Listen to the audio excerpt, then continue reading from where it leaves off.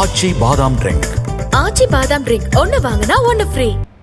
சென்னையின் பல்வேறு பகுதிகளில் பலத்த காற்றுடன் மழை பெய்து வருகிறது. இது குறித்த கூடுதல் விவரங்களை செய்தியாளர் பாஸ்கர பாண்டியன் வழங்க கேட்கலாம்.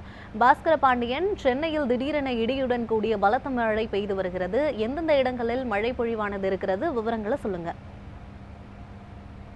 இவரணி மன்னார் வளைகுடா அதனை ஒட்டிய பகுதிகளின் மேல் மண்டல கீழடுக்கு சுழற்சியானது நிலவுகிறது.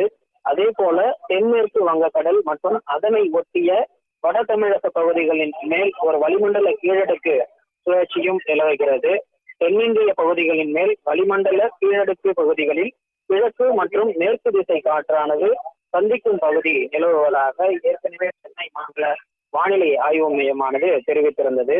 அந்த அடிப்படையில் தமிழகத்தில் ஓரிரு இடங்களிலும் புதுவை மற்றும் காரைக்கால் பகுதிகளில் இடி மின்னலுடன் கூடிய லேசானது முதல் மிதமானது மழை பெய்யும் என அறிவித்திருந்த நிலையில் இன்று காலை 10 மணிக்கு வெளியான அறிவிப்பில் பகல் 12 மணியிலிருந்து 1 மணி வரை தமிழ்நாட்டில் திருவள்ளூர், சென்னை, காஞ்சிபுரம் மற்றும் செங்கல்பட்டு ஆகிய மாவட்டங்களில் ஓரிரு இடங்களில் இடி மற்றும் மின்னலுடன் மிதமான மழை பெய்யக்கூடிய வாய்ப்பு இருப்பதாக சென்னை மண்டல வானிலை ஆய்வு மையமானது அறிவித்திருந்தது.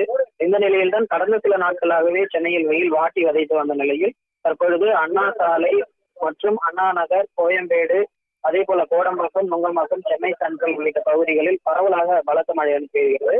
அதே போல ஆதம்பாக்கம், வேளச்சேரி உள்ளிட்ட பகுதிகளிலும் காற்றுடன் கூடிய மழையானது பெய்து வருவதை பார்க்க முடிகிறது. பல்வேறு இடங்களிலும் சென்னை மாநகர் முழுவதுமே இன்று காலை 10 மணி முதல் பல்வேறு இடங்களிலும் பரவலாக மழை பெய்வதை நாம் பார்க்க முடியும்.